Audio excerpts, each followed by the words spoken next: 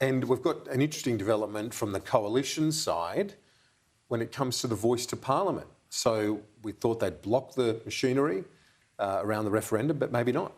That's right. So Peter Dutton now appears set to support the government's voice referendum machinery bill without funding for a yes and no case, as he had demanded, but not before several MPs opposed this position in the Coalition party room.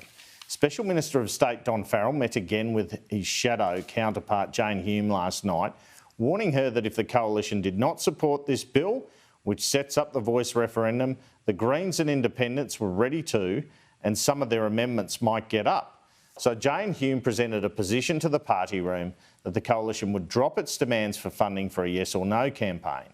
This would be in a return for a committee being appointed to have oversight of the yes and no pamphlets the government has agreed to distribute.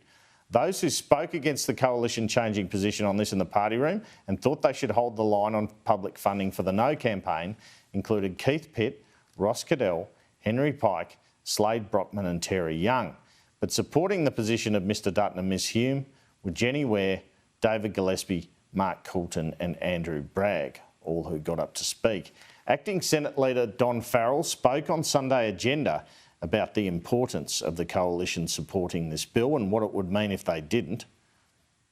I am hopeful that in the next 2 days, the machinery changes that we're proposing will pass the Senate. With whose support, the Coalition's or the Greens and the crossbench?